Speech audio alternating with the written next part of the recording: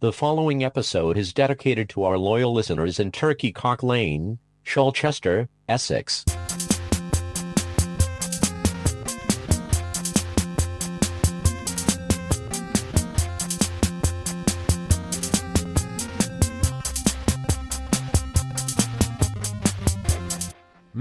Yes, it's going to be a hot episode. Hot. I hope so. It's hotting up. It is hotting up. I know you like that phrase. I love that phrase. I love hearing that 4 or 5 times a day. Jeez, it's hotting up. It isn't, though. It isn't hotting up. Well, if you got the hot. I think you can say, this weekend I'll be hotting up my car, but you can't say, it's hotting up on Neighbours tonight. Okay. I just don't think it works. But they do say it, so maybe They you can always- say it. Well, once you start saying it, it's a thing, like the STEEZ. Yeah, it just it's doesn't... It wasn't a thing before. Now it is. Yeah, so here's the episode. Good.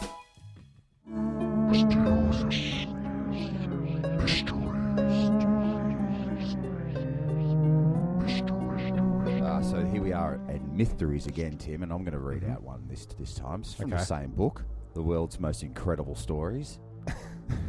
And we found that they're and not so incredible. Not so incredible. No. But this one I took my eye, some would say.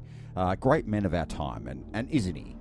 Jose Luis Astorica, 34, won the first Nutcracking with the Bottom Championships at the annual fiesta in the Basque village of Cortezbai. That'll do. Whatever. In July 1990. He crushed 30 walnuts laid out on the ground in 2 rows between his buttocks in 57 seconds. Between the buttocks. Mm-hmm. So, in the uncanny valley, Just watch out for the gooch. you ought to smash them all. His brother was second with a time of 80 seconds. Runs in the family. It does. The brothers' winning times were attributed to a particular physical characteristic which runs in the Astorica family. What's Independent, 24th of July, 1990. I think that might be alluding to their big... They've got tails. their big bottoms. Oh, okay. So we did a little bit of fact-checking this time. Yeah, we did. It's still going, it would say. Yeah, there's a record for cracking walnuts with butts. Why? I don't know. Yeah, I wonder why you get to that stage where you go, this is the one. This is the record that I'm going to get. I wonder how far it goes with the nut cracking. There's got to be a championships with cracking it with your forehead, perhaps. Is there a record for how many moths you can eat? I guess. I mean, if not, Because you invent it, then you're the only one that does it. So Look, technically, there's only one way we're going to get in this book. You know, we do um, something amazing or incredible, even. or pull something incredible out of our stomachs. So we did the research, and it turns out the Japanese are winning the butt cracking championships. It looks that way. Yeah. His I think technique his was 35. 35, you say? I think so. Okay, well, this guy got 34, so he's... Ooh, so he smashed it. He smashed the record, part of the pun. Yeah. He sat on it. He seemed to use his hip more rather than the in between his bottom. Yeah, As the the third. Vegemite Valley. It just must have progressed over the years. You get better at it, I guess. Mm. Different skills are developed. Yeah, but there's always the question: is it a cheat if you're using the side? It's like a hip. I think you've got to Hip do rake. it the same way as Jose did. Otherwise, it's a completely different record. I wonder what that guy's hemorrhoids are like. Oh, nutty. Bit nutty. And now a word from our sponsors. Do you desire real succulence? Hi, I'm Rudolph Bernstein, owner and CEO of Beluga Meats Limited. Beluga whales are not only adorable, they're delicious. We take the fattest and freshest belugas from our Southeast Asian beluga ocean farms, and whilst there, our happy belugas are processed, tagged, and slaughtered to your specifications.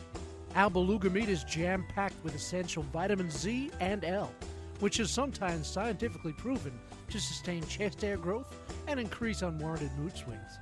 At Rudolph Bernstein's Beluga Meats, we're also planning for the future with the announcement and grand opening nationwide restaurant chain, Beluga Burger. And don't forget to grab a pack or two of our delicious beluga jerky, available at all participating truck-stop bathroom vending machines. And don't forget to get a photo with our beloved mascot, Beluga Ralph. Hey, Beluga Ralph, how's it going over there?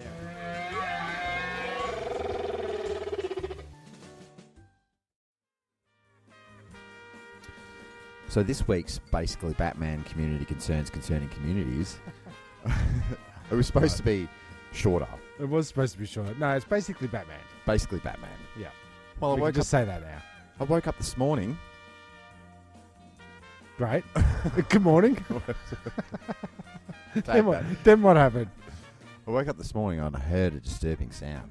It was the jingle jangle of 1,000 lost souls. No, honestly, I woke up this morning and the back door was wide open. Oh, how's that happen? Wide open. Now, Ghosts? well, it could be. Okay. Could be criminals. Could be my wife. Could be a community concern. Well, I did a bit of DC Comics, Detective Comics, Batman trademark. Because he's a detective. Yep. I did see... First and foremost. I did see on the... Is he more detective than rich dude dressing up? Or is he more vigilante than detective? This is the question. I'm not sure. Well, let's It's get into that. It's borderline. But here's the thing, Tim. Yep. Did a bit of detective work. Saw a corner of a burnt piece of toast.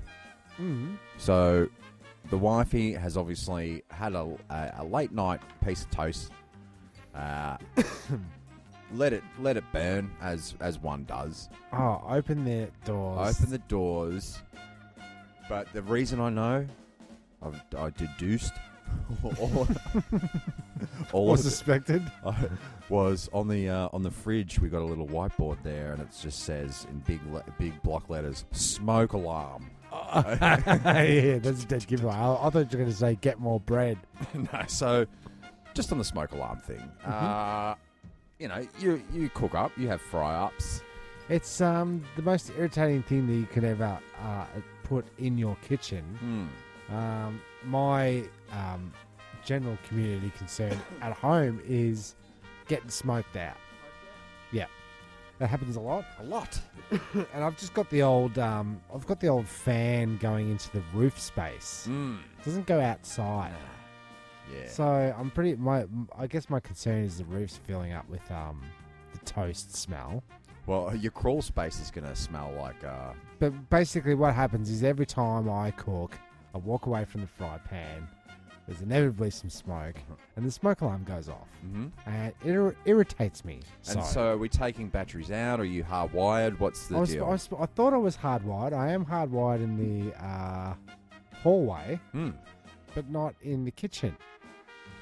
Can't we do something about this, Sure. scientists? Can't we invent a smoke alarm that knows you're cooking? I mean, that's when the fire's going to happen, sure enough. But, I mean, could there be like a timer button that you press and it just like does the smoke alarm won't go on for an hour? Because I'm cooking between 6 and 7. Cooking. You press the button on the wall. House burns down. Almost instantly. Did you press the button? Well, you press the button shorts out, the smoke alarm turns off, and you burn to death. Yeah, there's a lot of working parts in this, but now everyone knows. Invent it. I've got no smoke alarm. Basically. So you basically Batman. You just invent a new smoke alarm because he's all about his gadgets. You see. He is. No, I think on this one it's more of a community concern about let's check our smoke alarms. Let's make sure we actually have them up. Put smoke alarms on your whiteboard list of to-dos. But also close the back door overnight. Cassie, I'm talking to you. Testing 1 2 1 2 1 2. All right, okay. So I'm here with Danoz. Hi. Is it our first roaming thing? Yeah. Are people already looking at us? Experiment. Do you think people are already looking at us? I think the sausage guy's thrown us a couple of sideways looks so far. He's not impressed with us. All right, cool. I might just take a look at these toys over here because I reckon that dude's a cunt. I got that impression too. Yeah. What was this caper?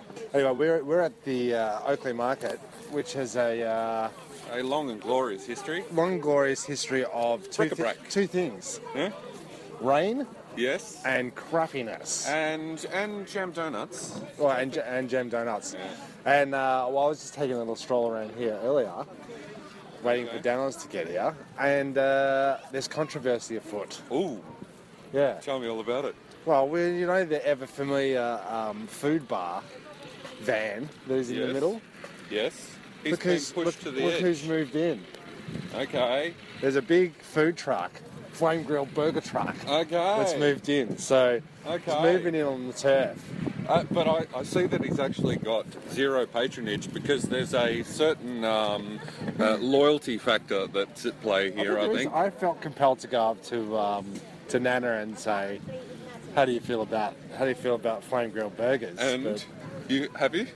no, she's right here. Well, Shall we?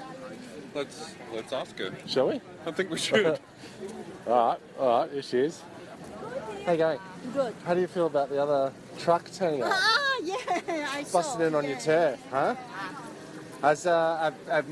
Have people still kept coming to you, or have you seen people going over there? Might be half and half. Half and half? Yeah, they got different food, and some people love this food. Oh, that's the life. Yeah, Competition. it is competition. It's like when you open a hardware shop and then across the road Bunnings turns up. Yep. And then there's the guy in the car park selling secateurs and Only spades. it was just for Rotary Club. Yeah. Okay. It's not really. I'll leave it to it. Good luck. Good luck. Sorry. Yeah. Good luck. No, you're fine. You're fine. No worries. Okay. Good. See you later. So yeah. Well, again with the turf war thing, a little while there, it was just little nanas Yep. selling their Yep. crappy pot plants and Yep. actually selling and weed. nothing was selling- sold in actual potting mix. It was all No, bring home a weed, yeah. buy a $2 plant, get a Yeah. bonus fucking disease in your garden. Yep. Yeah, Exactly and how it was panning out. it's just one of those Giant me giant dolls. giant sex dolls. It's like, yeah, but there's got to be a law against that because it's like, Well, this is the question that I had, right? What's going on Infant through the minds of these people when they're really trying to push some product here, yes, they are, right? aren't they? But like, We have an assortment but you're not of gonna charges. buy a 2-foot fucking imitation How Barbie about doll some with that vegetables? clothes Do you on. have a veg- But there's the turf wars, you know, like you've got a tool guy over here, you've got a tool guy over there, you've got Yeah. a plant guy over here, you got a plant guy over there. You got the food trucks competing. There was one of the ladies that Tools did ain't tools though. This looks like the new tool section. yeah, but You know, it's not the guy with the 40-year-old hammer and sledgehammer over no, there. but they're the tools that you get home and then you realise that their fucking Built head. to last. No, the head of the axe falls off the second Okay, you use it. okay. You know, I actually need a pair of secateurs. you don't need a massive machete. It's the place to go. That's a big machete That is right a there. great machete. I'm feeling a little intimidated by that. Oh, really? Okay, I'm well noted. Next time I want to get Danoz to do something, machete is the answer to that. Oh yeah, nice hooker. For no, not the rootable variety, the smokable variety. So we can see somebody's selling a bong. Is that right? Yep. That's what you call those things, isn't it? And this is Hooker, a hooker bong. super-sized mully.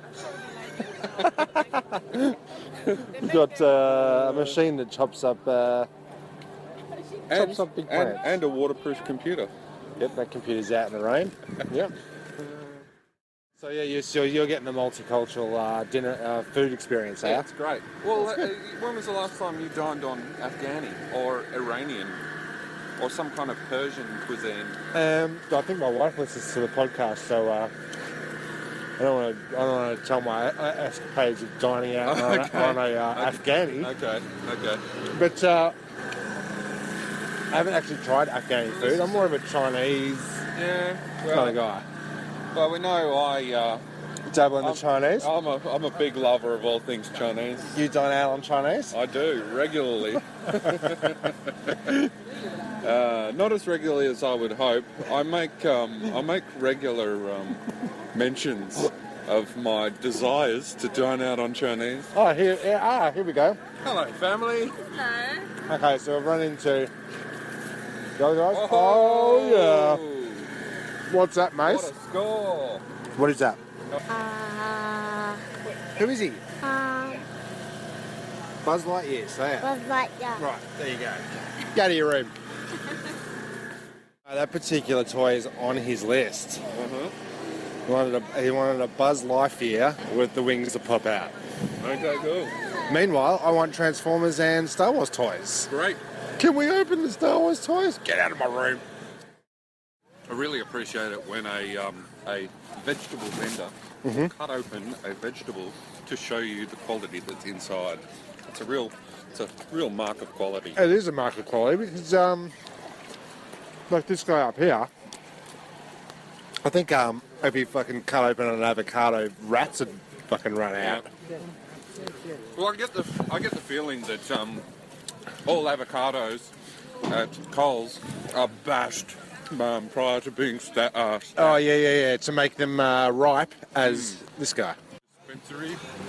Well, my modus operandi for Oakley Market is to find Transformers, right? Because I don't pay any more This is a good display. This one's covered in towels, and I think you can't see. Cool. Here we go. What's this? There we Oh God, that's that Transformers. The Fucking Chinese huge. version. No, that's huge. That's too big. No such thing. That's what she said. Been to toy shops and stuff. Don't get into the Christmas spirit. I was in the toy shop yesterday, getting harassed to fork out $40 for a Princess Barbie. Oh, so you don't need to do that. I didn't, but I let her carry it around, going, "Oh, I want this one, Daddy. I want this one." And then when we got to the checkout, she put it on the bench to pay for it, and I said, "We're not taking that one." Well, they campaigned to save the Oakley Market a while back, and what they really should have done is save them from themselves. Oh, no. I think because there's they a place for campaign, this. and like you think there is a place for it. There's car park nowhere else. Yep. But you would have thought that would have motivated everybody to dig out different things from their garage to sell and make it a bit more interesting. And it stayed the same. It never changed. In fact, it became more the same. Well, we discussed this once before when we spoke about the renovation of the Paran market, which apparently you haven't been to. But once upon a time, it had ambience, you know, like a Quintic market, you know, a bit rickety, but oozes character. Now it's clean and modern, and all of the shops look like shops, and it's like, step too far. Step too far. So, having something that's going to eternally be shit, maybe there's a place for it. Like our podcast. We're back at the sausage guy. Yeah. He's still looking like a silly prick. Yeah. Can't imagine. He looked right at me when I said that. I wanted to say it loud enough for the recording to get it. Yeah. I think the problem was he heard us the first time. Yeah, that's right. That's right. People don't like it when you call them a cunt to their face. So look, that's the rundown of today. I'm sure it'll get better in summer. I was hoping that mothers would be like trying to sell all their stuff that their kids have got, you know. Yeah. In preparation for Christmas, to clear out the Yep. intake. But I wonder how the skins on that kick drum are going to hold up after a good a nice wash. Yeah, guitars, cameras, and computers do really well in the rain. It is the future. As do Clothes. Yeah. Yeah. Well, this is Oakley Market. You really must go. It's been fun. I'm actually going down to Mornington. Are you? Right Just to now. go to the market? There is a market there. We're going to go to the market, so I might do another comparison. Some kind of comparison. Okay. But yeah, look, we'll see what happens with that food truck. Whether it does affect business. I might follow that up in the future and see if that lady's been hit hard. Yeah. Because this is her livelihood. If she's saying 50% of her business is gone. Well, in many respects, she's like your original food truck. You know. Don't worry in about the fact sense that that it's like in the the sense coolest that thing all ever the these paint's days. coming off the side, and it looks like it's actually quote an original. Yep, like 100 years old. Yeah. Not much work's gone into general upkeep, but the hot dogs are consistent, and the jam donuts are always Diuretic. well hot enough to burn your tongue when you bite into them. Those bastards. She does put the wrong sugar on the things, but I just never had the heart to destroy a business like that. Okay. All right, so this is Oakley Market. I'm Timmy Taco, I'm Danoz. and you really must go. Yes, you must.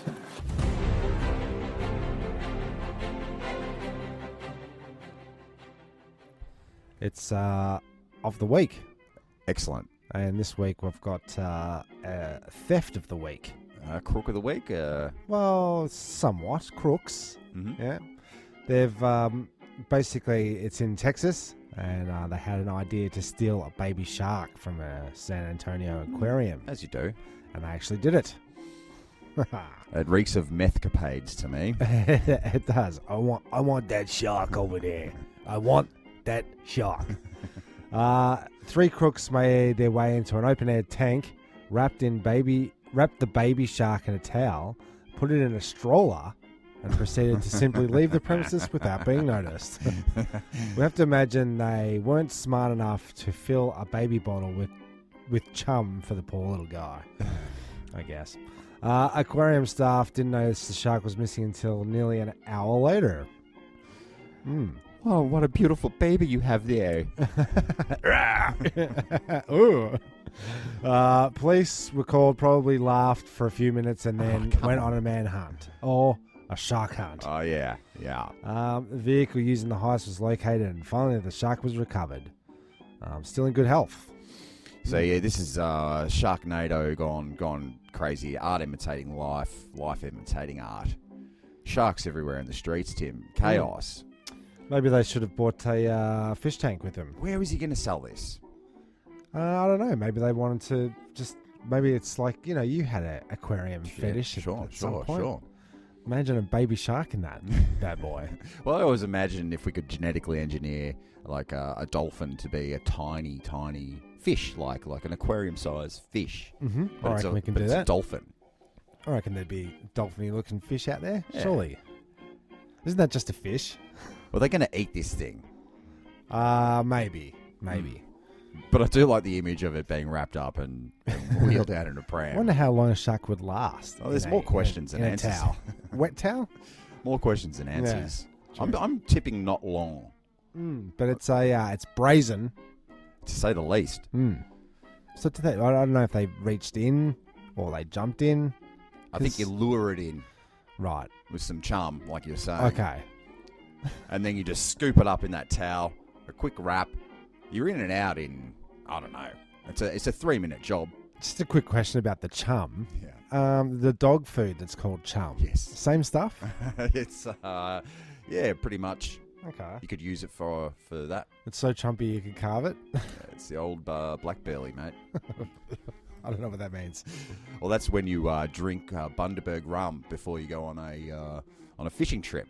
Right. And then the seasickness kicks in, and then you're at the back of the boat just spewing for the whole day. Okay, doing an oil change. Doing an oil change with the black belly. Okay. Gotcha. It's good for fishing. That's a hot tip of the week. Right. And that attracts the fish? Well, they love that chum. Oh. It feels like we're just doing these segments all in a row and then joining them together It later. does sometimes feel like that. The consistency there is there, I hope. But the magic of editing. Well, jump on board next week where Tim will be editing more episodes and making us sound half decent. Yeah. Thanks for Goodbye. that. Thanks for that.